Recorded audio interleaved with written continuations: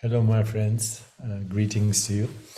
I'm recording this from Abu Dhabi, where I just got in at a beautiful hotel, lovely environment, and I have some events here. So, today I want to share something with you that has fascinated me all my life. When I was in medical school in the 60s, there was a study conducted in the 60s and 70s, primarily by two neuroscientists, David Hubel and Torsten Weisel. Their work significantly shaped our understanding of neuroplasticity and also visual development. So here's a breakdown of some of their work. The experiment that they did was as follows. Kittens were divided into groups and raised in environments with only one type of visual stimuli, either horizontal lines or vertical lines. This was done by keeping them in rooms where the walls, objects, and even the clothes of the handlers had a single orientation of stripes. What were the results? The kittens raised in the horizontal striped environment developed an inability to perceive vertical lines. They would bump into vertical objects like chair legs but could perceive horizontal surfaces clearly. The kittens raised with vertical stripes exhibited the opposite effect, blindness to horizontal lines. Hubel and Weisel were awarded the Nobel Prize in Physiology and Medicine in 1981 for their groundbreaking discoveries in the visual cortex. What are the implications of this research? The research has profound implications. There are critical periods in our development. The study highlighted the concept of critical periods during development.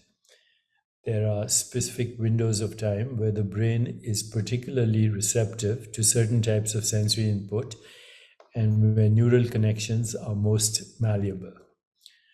Neuroplasticity. The brain is remarkably adaptable, especially early in life. The structure and function of neurons can change in response to the environment and experiences. The importance of varied stimuli, ensuring that infants and young children have access to a rich and diverse sensory environment, is crucial for proper brain development. This includes varied visual patterns, shapes, and textures.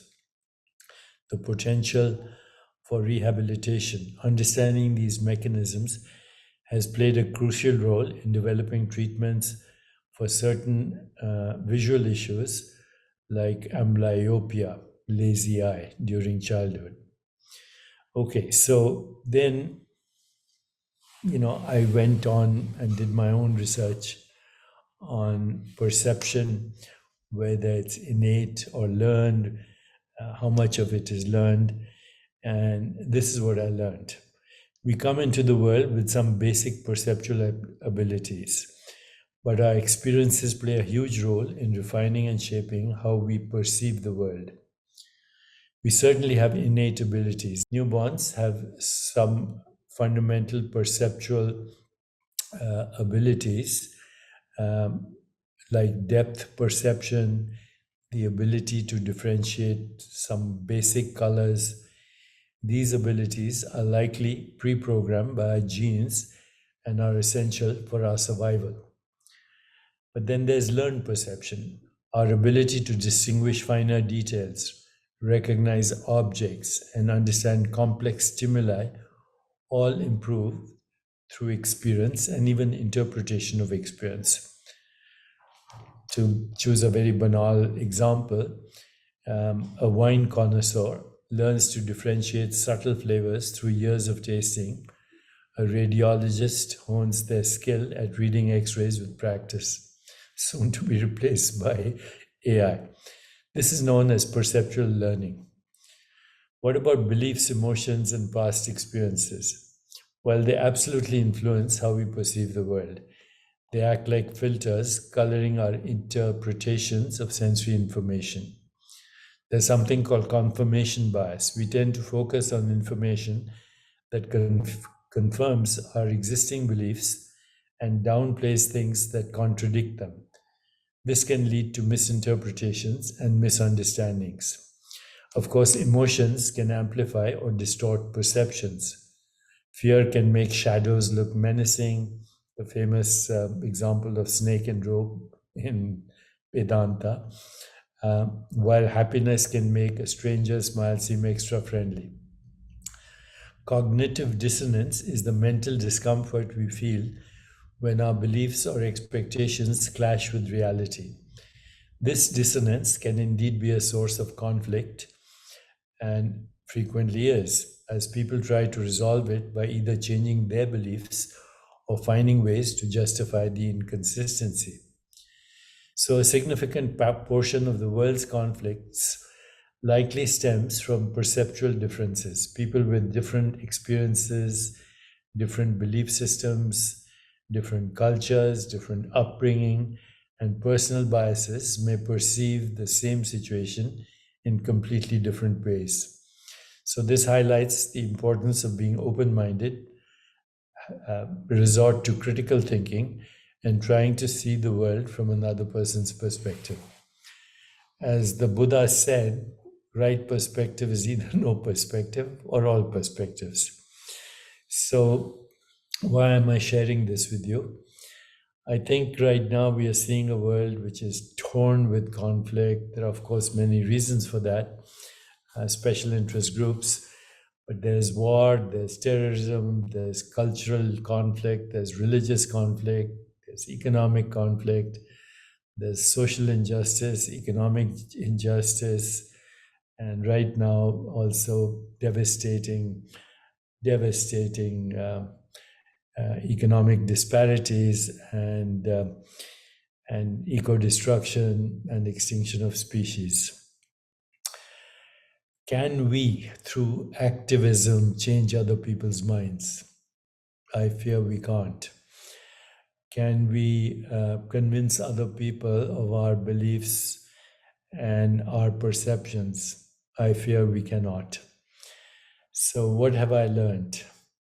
I've learned, number one, if you want to be at peace and have a peaceful life, then give up being right. Just give up being right, and that'll change 90% of your um, emotional sanity. It'll change, it'll bring more peace. So, do you want to be at peace or do you want to be right? Ask yourself that. What about all the great injustices of the world? Certainly there are, and we will all agree there are injustices, but we may not agree who is responsible for the injustice. Look at all the conflicts in the world, everybody's blaming the other side. So, is there a way to not get emotionally drained, emotionally burnt out, and help resolving conflicts? And I think there is. Number one, treat your adversary or the people who have different perceptions or views of the world with respect. Number one. Number two, recognize that there is injustice or the perception of injustice on both sides. Number two. Number three, ask for forgiveness and forgive the other. Not because you think they deserve forgiveness, but because you deserve peace. Number four, refrain from belligerence and use the techniques of emotional understanding, empathy, compassion, joy, equanimity, love in action. Number six, don't prove the other person wrong. They'll never forgive you. Okay, it's just the way it is. So try not to bring prove the other person wrong. Number seven, refrain from ideological and religious discussions, because everybody, and even even political um, differences, because that's part of our conditioned mind as well, particularly religious and ideological discussions. Summarizing our points on conflict resolution. So, as I said, it's important not to bring up ideological or religious discussions, because both religion and ideology are deeply ingrained in the conditioned mind. And remember, there's always fear in on both sides in any conflict. So to summarize, respect your adversary, understand there's perception of injustice on both sides, make a role for forgiveness, practice emotional intelligence and don't be belligerent, refrain from ideological and religious discussions, recognize there's fear on both sides, never prove the other person wrong. Never prove the other person wrong. And if we follow these rules, principles of conscious communication, there is likelihood of resolution of the conflict, but there's never any certainty. So I hope this helps.